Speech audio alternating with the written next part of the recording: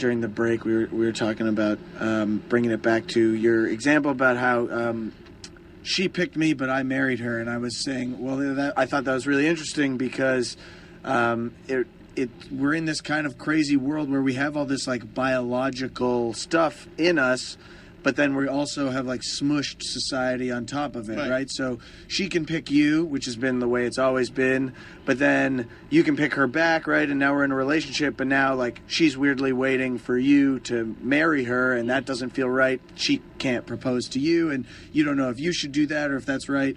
And then I was saying how I have a lot of female friends in particular who they feel very much like they're never in control of the relationship, but then my male friends at the same time also feel like they're never in control, and they're just like both stuck on either side being like, what's going on here? But you're not supposed to be in control. The girl control when I get sex. Like, she could control if she want to have sex with me, but as far as being in a relationship, you're not going to force me into no relationship. I control that. All right, how was your parents' relationship? What you mean? They were fine. Yeah? And who, what was your, like, who was in charge? Dad. Yeah, see? Big presence. Big presence. You know? I think it's not so much that they both feel they're not in control. I think it's sort of the method we go about relationships that we've been taught. The happy wife, happy life, ignore the problems, let it go and move on.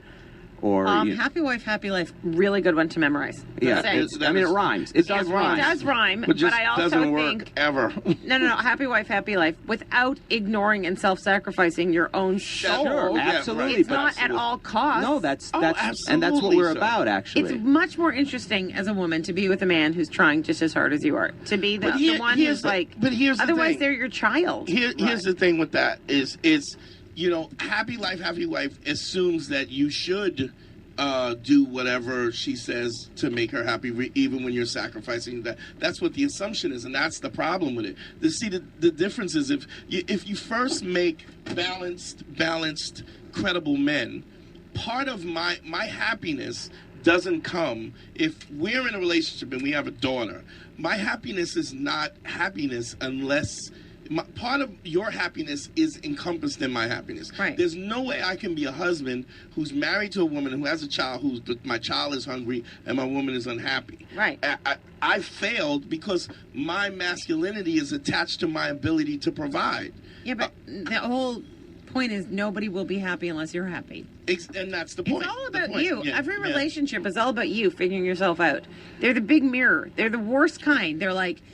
you know what I hate about... Have you ever met someone who is so like you, and you're like, I can't stand that person. They're unbearable. Well, when I meet somebody like me, she reminds me I'm exactly of me. There is only that girl. Yeah, there is no one. There's no one like you.